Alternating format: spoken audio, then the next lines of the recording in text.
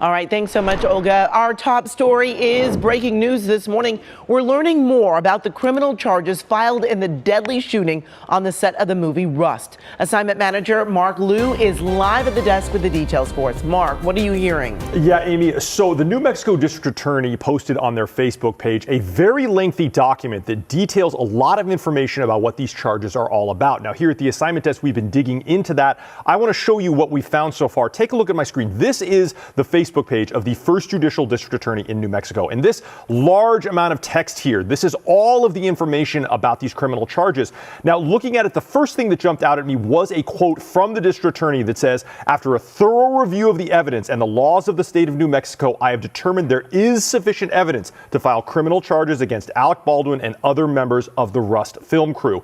Now, there are two charges being filed. Both are involuntary manslaughter, and you may be asking, there's only one person who died, Helena Hutchins. Why are there two charges? So both Alec Baldwin and Hannah Gutierrez-Reed, the armorer, are being charged in the alternative. That is a type of thing where a jury is not only going to have to decide if they are guilty of involuntary manslaughter, they're going to have to decide what kind of charge of involuntary manslaughter, because there are two different ones. The first is just simple involuntary manslaughter. It means that the prosecutor has to prove underlying negligence in that death. It's a felony, punishable by 18 months in jail and a $5,000 fine. The other charge could be involuntary manslaughter in the commission of a lawful act.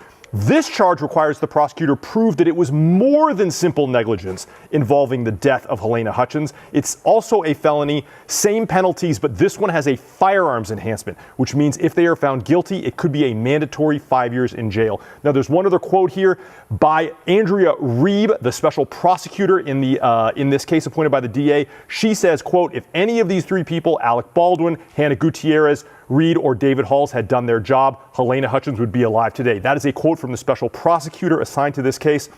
Now, what's next in this?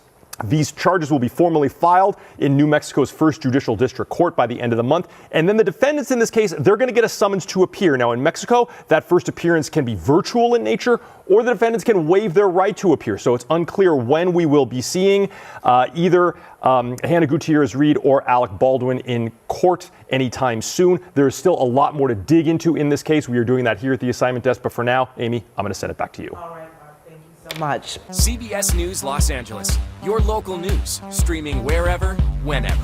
Got your phone handy? Of course you do. Scan this right here. Download the CBS LA app. And just like that, you're connected to all the best local news and videos. Now, if only everything were this easy.